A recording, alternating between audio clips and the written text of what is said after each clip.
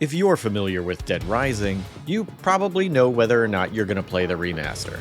Or maybe you want the opinion of someone who is just intimately familiar with the 2006 original.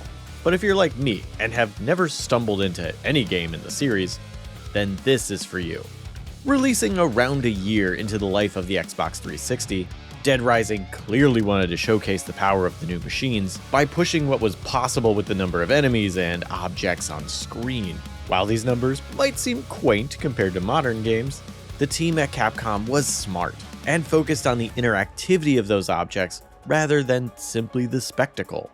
It's a rush to be desperately fighting your way through a horde of zombies and spot a pie in a display shelf across the mall.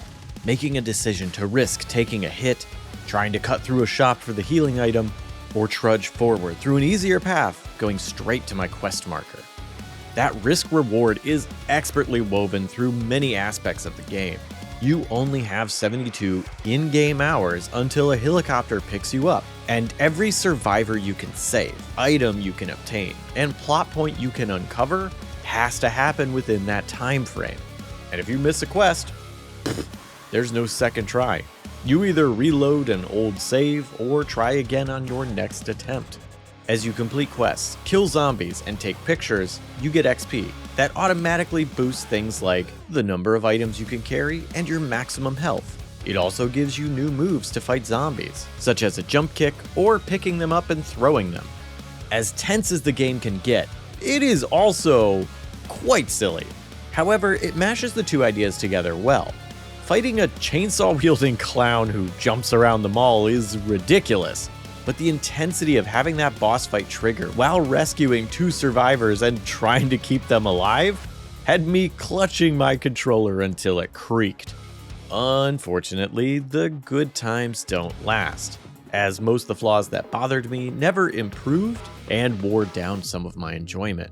I could just never consistently judge the distance with melee weapons, leading to me usually attacking early and missing, or getting too close and taking a hit before I finish the swing. The moves you get when leveling are often a bit too awkward to use consistently, or too situational to remember.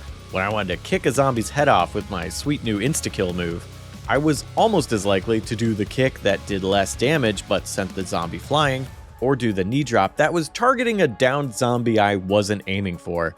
And while the visuals in the remaster are an obvious upgrade, there's noticeable pop-in.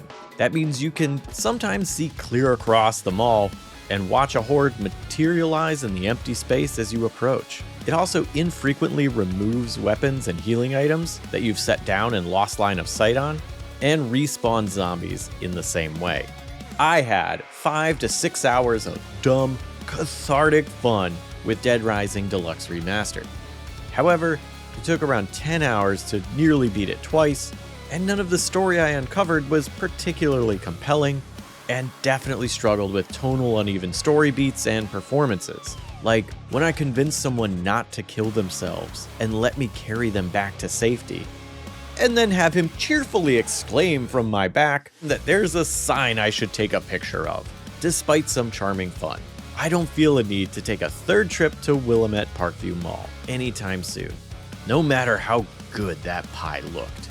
Dead Rising Deluxe Remaster is available for $49.99 on PC, PlayStation 5, and Xbox Series X and S.